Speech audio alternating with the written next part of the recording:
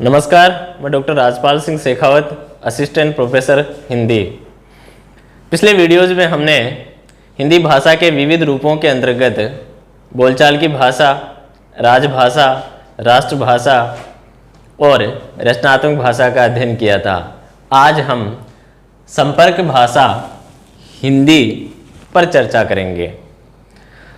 जब दो भिन्न भाषा भाषी व्यक्ति जिस भाषा में बात करते हैं, जिस भाषा में वो समझते हैं, उसे संपर्क भाषा कहा जाता है। यानी दो अलग अलग भाषा जानने वाले व्यक्तियों के बीच में जो भाषा आसानी से बोली और समझी जाती है, उसका आशय संपर्क भाषा है। इसे कॉन्टैक्ट लैंग्वेज अथवा लिंक लैंग्वेज भी कहा जाता है। डॉक्टर भोलानाथ तिवारी संपर्क भाषा की परिभाषा देते हुए कहते हैं कि एक ऐसी भाषा जो अन्य लोगों से संपर्क के काम में आए। ऐसी भाषा जो अन्य लोगों से संपर्क के काम आए, वह संपर्क भाषा कहलाती है। जब हम बोलचाल की भाषा की बात कर रहे थे तो उसके अंतर्गत ये था कि एक ही भाषा के अंतर्गत विविध बोलियां बोलने वाले या विविध उपभाषाओं कि व्यक्ति आपस में बात करें, वह बोलचाल की भाषा होती है। लेकिन जब हम संपर्क भाषा की बात करते हैं तो इसमें दो भाषाएं, दो अलग अलग भाषाएं बोलने वाले व्यक्तियों के बीच में जो संपर्क, दो अलग अलग भाषा बोलने वाले व्यक्तियों के संपर्क में जो भाषा काम आती है, उसे हम संपर्क भाषा कहते हैं। यदि हम इसके विस्तार में जाएं तो हम ये कह सकते हैं कि यह आम जीवन में प्रयुक्त होती है और व्यक्ति आपसी दैनिक व्यवहार में, दैनिक जीवन में इसे उतार लेते हैं और आम व्यक्ति जो है इसे स्वेच्छा से अपनाता है। भारत एक बहुभाषा भाषी राष्ट्र है। यहाँ की संस्कृति अलग है, भाषाएं अलग है। तो ऐसी स्थिति में जब हम संपर्क भाषा की बात करते हैं तो हिंदी ही हमारी संपर्क भाषा स्थापित होती है। इसका कारण यह है कि हिंदी लगभग पूरे भारत में बोली और समझी जाती है।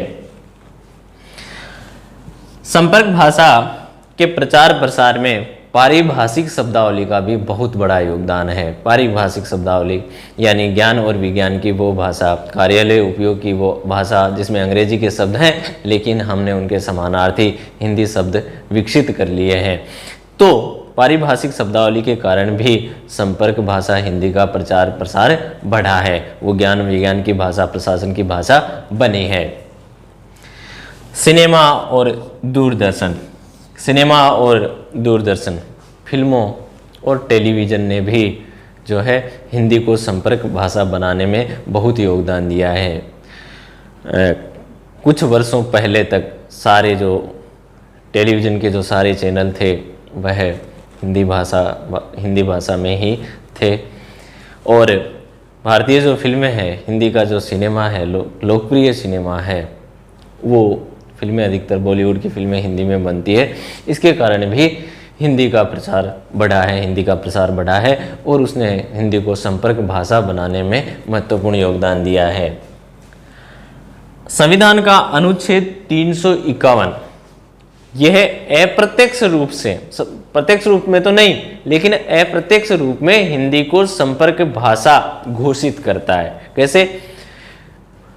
संविधान का अनुच्छेद 351 ये कहता है कि हिंदी का प्रसार किया जाए, इस रूप में प्रसार किया जाए कि वह इस देश की विभिन्न बोलियों, भाषाओं आदि को प्रकट करने में सक्षम हो। इस रूप में कि उनकी सारी विशेषताएं, उनकी पदावली और उन भाषाओं के शब्द भी हिंदी में ग्रहण किए जाएं और हिंदी का विकास इस तरह किया जाए कि उन भाषाओं के विकास में, उन भाषाओं को प्रकट करने में भी हिंदी सक्षम बने।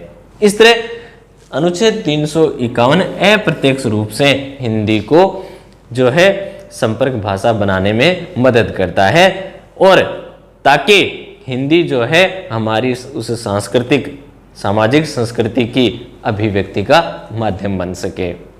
इस तरह हिंदी हमारी इस देश की संपर्क भाषा है।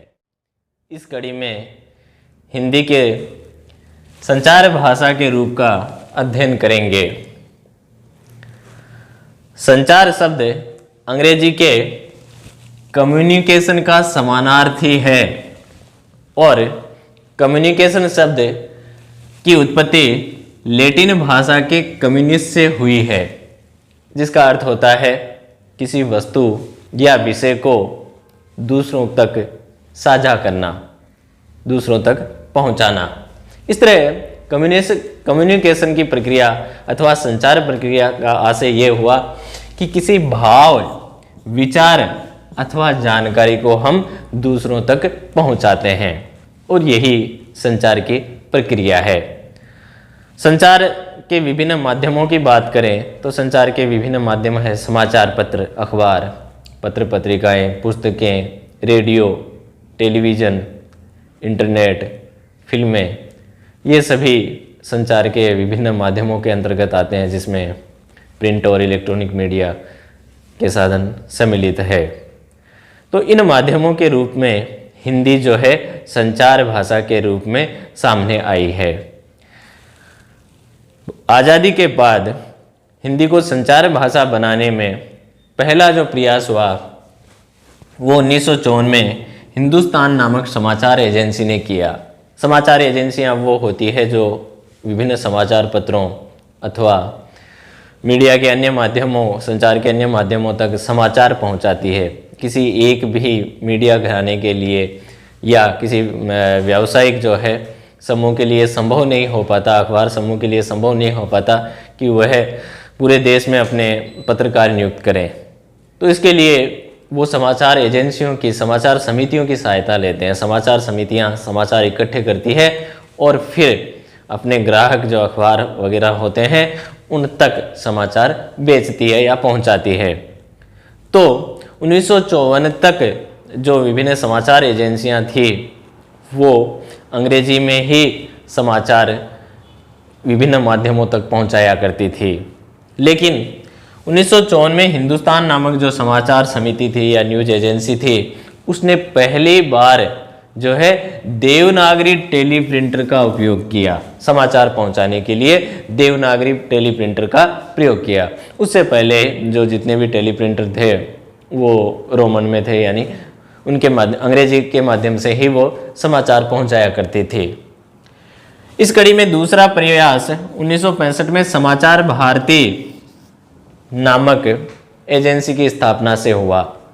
यह समाचार भारती नामक जो एजेंसी थी, ये विभिन्न भारतीय भाषाओं में, जिसमें हिंदी और अन्य भारतीय, आधुनिक भारतीय भाषाएं थी, इनमें वह समाचार पहुंचाने लगी थी। ये प्रयास हुआ 1965 में। फिर 1982 में यूनिवार्ता नामक समाचार एजेंसी की स्थापना हुई और यह हिंदी में जो है समाचार देने लग गई थी। 1986 में भाषा नामक जो समाचार एजेंसी या न्यूज एजेंसी की स्थापना हुई, ये पूरी तरह हिंदी में ही समाचार देती थी। इस तरह इन समाचार समितियों के माध्यम से 1990 तक आते आते हिंदी ने जो संचार भाषा का मुकाम हासिल कर लिया था। और आज दिन की हम बात करें, अब वर्तमान समय की बात करें, तो हिंदी में हजारों की संख्या में समाचार पत्र, पत्रिकाएं प्रकाशित होते हैं। रेडियो और टेलीविज़न के हिंदी के विभिन्न चैनल हैं और हर वर्ष बॉलीवुड की हिंदी फिल्में हजारों की संख्या में बनती है। और जहाँ तक हम इंटरनेट की बात करें तो हिंदी आज इंटरनेट की भाषा भी बन चुकी है। विज्ञान और प्रौद्योगिकी, सूचना प्रौद्योगिकी में जो है हिंदी अच्छे से काम आ रही है। और इस तरह इन संचार के माध्यमों ने जो है हिंदी को संचार भाषा का दर्जा दिलाया है।